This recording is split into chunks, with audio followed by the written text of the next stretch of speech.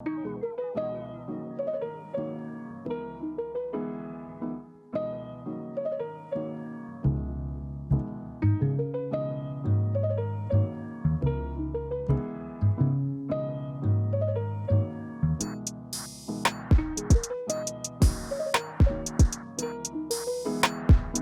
many of you may know, I live in Beijing, which is one of the biggest cities in the world. We recently made a video about moving here to China, which is probably why I've been inundated with questions asking me whether Beijing is expensive to live and whether newcomers who make the move here will actually be able to save any money or whether they'll be eating noodles in their cupboard-sized apartment.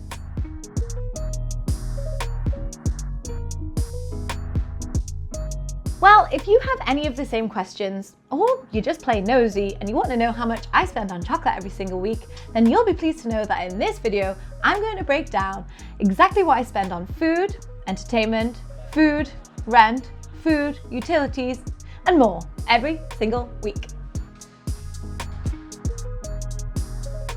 You might see my cost of living videos from both Nanjing and Beijing. But if you haven't, that's probably because you're not subscribed to my channel, so I'm going to give you 3 seconds to scroll down and sort that out. Okay, so those videos offered a more general look at how much things cost here in China, but judging by your comments, I know that you want to know exactly how much I spend on cheese, noodles, and cheap Chinese alcohol each week, so that's what we're going to focus on today. It'll probably come as no surprise to you that after rent, my biggest expense each week is food. Obviously, I've got to eat every day. Well, several times in fact. And over the course of the week, that does start to add up.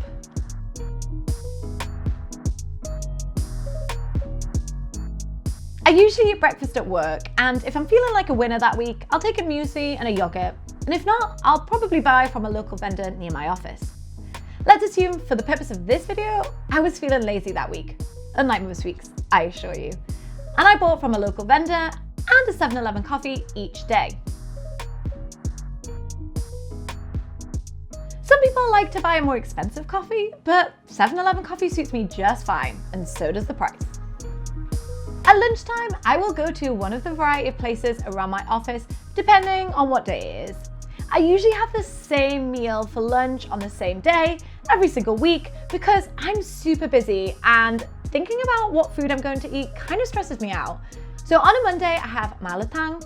On a Tuesday, I have fried rice. On a Wednesday, I have noodles. On a Thursday, I have a sandwich and a packet of crisps. And on a Friday, I have fried rice again. Jack actually gets his lunch and coffee paid for at work, so we don't spend any extra money there. Every Tuesday and Thursday, we both have online Chinese classes on our lunch break. We both do an hour class, one after another, and these lessons cost us 139 yuan.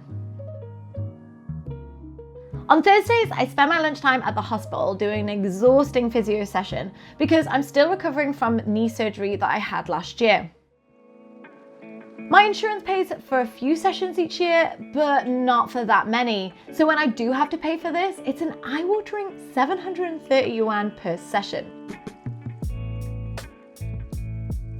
Hopefully this is an expense you won't have to incur when you move here, but unfortunately, it's something I can't avoid. For midweek dinners, we occasionally go to a local place around where we live after we've been to the gym, but more often than not, we'll usually just go to the fruit and veg shop and buy some stuff to cook at home. We usually cook vegetarian food because, as well as being more economical, we can also reheat it. So whenever we cook, we usually make double the amount so that we can get 2 nights worth of meals out of it. We usually spend about 200 yuan a week on groceries. At the weekend, we usually start with a big pot of coffee. My weekend breakfast is usually toast, and Jack likes to start the day with a big bowl of muesli. On Friday and Saturday nights, we usually go out to eat and inevitably drink, or we order food in. At the weekends, we usually order our lunch, or we've got leftovers from the night before. We don't do a lot at weekends because we're always shooting and editing videos, so we're happy to indulge in a meal out. Sometimes we eat Chinese food, sometimes we eat Western food, which is obviously more expensive.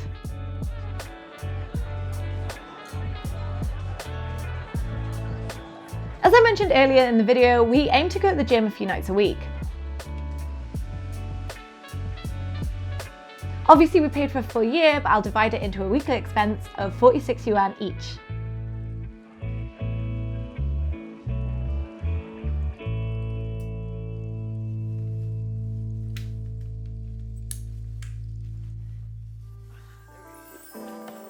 To get to work, I don't spend anything because I have an e-bike, although I guess you could say it comes out of our electricity, but that's not that much, and I'll talk about that in a second.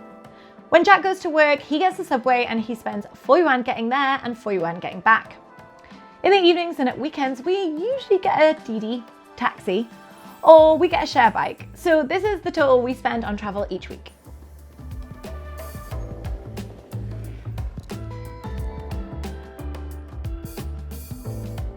Another weekly expense we have is we have an ayi. Now ayi translates to auntie, but in reality is a cook, cleaner, helps you with the kids, basically anything you need her to be. Our ayi helps us with housework so it can free up some more time for us to shoot and edit videos. We were a bit reluctant to get an ayi at first as Jack's quite picky with cleanliness, but the fact that we both have full-time jobs, have a YouTube channel, we like to cook, and also we have to do physio for my knee every night, time is our most precious resource, and we thought that actually spending 100 yuan a week on a cleaner was well worth it. So there are, of course, some additional monthly expenses, and I'm going to break them down for you now. Our mobile top-up, our rent, our water, gas, internet, electricity. Obviously there are cheaper apartments, but we spend a lot of time here, and so we decided it was worth spending a little bit more money on our place. Also, it's slap bang in the center of Beijing, so we save money on travel costs. Although it's closer to the fun activities, so we actually probably spend more money on it that way.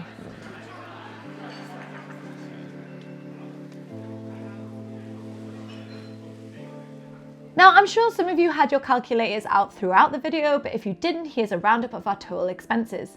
These expenses were for both of us, and also we're quite restrained, so this total doesn't really fluctuate that much week on week.